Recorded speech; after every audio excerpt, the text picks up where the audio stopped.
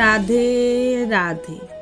আজ আমরা শুনব শ্রীকৃষ্ণের এক অত্যন্ত গূঢ় এবং অদ্ভুত এক কাহিনী, যা আমাদের শেখায় যে ভক্তির কোনো আকার হয় না। এটি হলো শ্রীকৃষ্ণ ও সেই নিষ্ঠুর শিকারীর পাথর।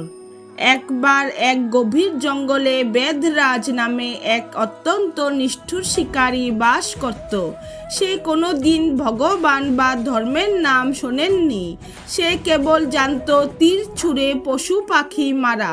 একদিন সে বনের ভেতরে এক অদ্ভুত সুন্দর নীল রঙের হরিণ দেখতে পেল।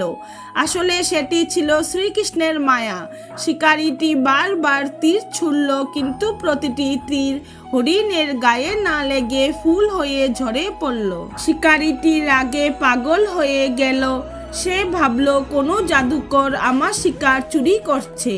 সে হাতের কাছে থাকা একটি তীক্ষ্ণ কালো পাথর তুলে নিল এবং সর্বশক্তি দিয়ে সেই হরিণটির দিকে ছুঁড়ে মারল। ঠিক সেই মুহূর্তে হরিণটি মিলিয়ে গেল এবং সেখানে স্বয়ং শ্রীকৃষ্ণ আবির্ভূত হলেন। সবাই ভাবল কৃষ্ণ হয়তো তাকে দণ্ড দেবেন, কিন্তু অলৌকিক ঘটনা হলো সেই পাথরটি কৃষ্ণের কপালে লাগার বদলে তার হাতের বাঁশিতে গিয়ে ঠেকল এবং এক মুহূর্তে তা এক অমূল্য নীলকান্ত মণি বা রত্নে পরিণত হলো। শ্রীকৃষ্ণ সেই রত্নটি তুলে নিয়ে নিজের ময়ূরের পালকের পাশে মুকুটে পরে নিলেন। শিকারীটি ভয়ে কাঁপতে কাঁপতে থমকে গেল।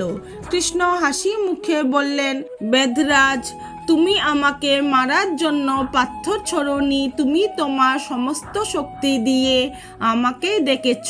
তোমার সেই একাগ্রতা আর জেদই আমার কাছে ভক্তি হয়ে পৌঁছেছে। আজ থেকে তুমি শিকারী নও, তুমি আমার অলংকার। আমরা অনেকে অনেক মন্ত্র জানি, কিন্তু তাতে মন থাকে না। আর এই শিকারীটি কিছু জানতো না, কিন্তু তার লক্ষ্য ছিল স্থির। এই কাহিনী আমাদের শেখায় যে অহংকার জ্ঞানকে অন্ধ করে আর বিনয় জ্ঞানকে আলোকিত করে। আমরা যদি ভুল করেও মন থেকে ঈশ্বরকে ডাকি, তাহলে তিনি আমাদের ছেঁড়া পাথরকেও রত্ন বানিয়ে নিজের কাছে টেনে নেন। রাধে রাধে। প্রিয় ভক্তগণ, আপনাদের যদি এই কাহিনী ভালো লেগে থাকে তাহলে অবশ্যই লাইক করুন এবং কমেন্টে লিখুন রাধে রাধে। এবং এমন আরও ভক্তিমূলক গল্প পেতে আমার চ্যানেলটি সাবস্ক্রাইব করুন।